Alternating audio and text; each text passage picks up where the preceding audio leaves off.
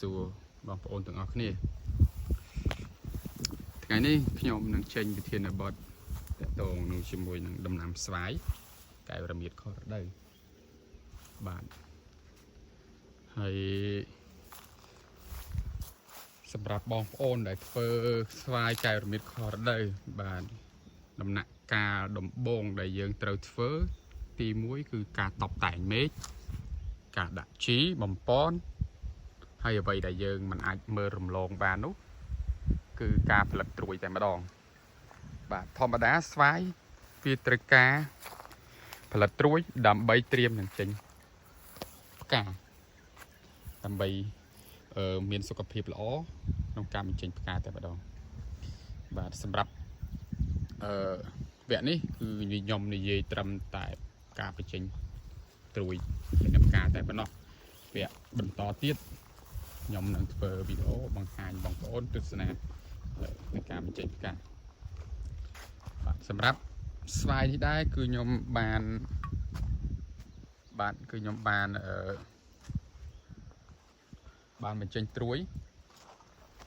បានរយៈពេល10ថ្ងៃបងប្អូនឃើញស្រាប់ហើយក៏វាមិនណាស់ណាដែរប៉ុន្តែដើមណាដែលចេញអស់គឺអស់តែម្ដងបាទឃើញថាវាចេញបានគួរសមដែរយើងអាចទទួលយកបាន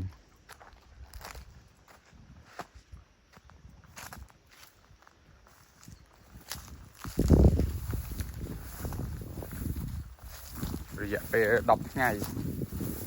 ទៅ12ថ្ងៃបាទឃើញថាត្រួយចេញស្រស់ល្អហើយវគ្គយើងមើលទៅឃើញថាអត់ចេញហ្នឹងគឺវាចេញវគ្គមុនខ្លះបាទស្វាយនេះវាចេញវគ្គមុនខ្លះហើយបាទនេះគឺឃើញពណ៌វានេះយើងអាចដាក់សានបានហើយ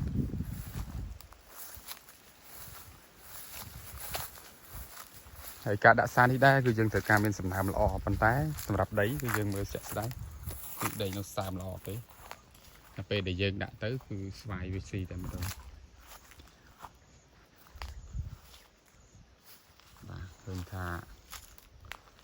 ឡើងមកស្អាតទទួលយកបានល្មមនឹងការដាក់តែម្ដង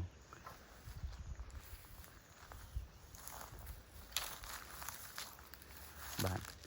ហើយស្វាយរបស់យើងនេះគឺសុខភាពវាល្អមែនទែនដោយសារទី1ពេលដែលយើងតបតែងហើយវាឡើងមកត្រួយបាទឡើងមកត្រួយគឺយើងអត់តន់យកទេ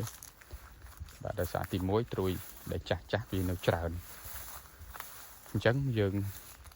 ឲ្យវាឡើងមកត្រួយហើយបានយើងចាប់ផ្ដើមបាញ់ជំរុះស្លឹកចាស់ហ្នឹងបញ្ចេញត្រួយថ្មីតែម្ដងបាទគឺវាចេញបែបហ្នឹងបាទហើយអាយុវានៃការដាក់នេះគឺយើងល្មមដាក់ហើយ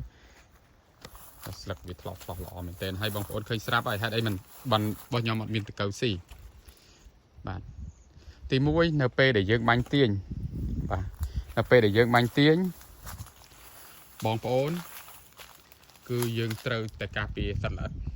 ប្រភេទកាត់ស្លឹកកាត់ត្រួយហើយនឹងសត្វ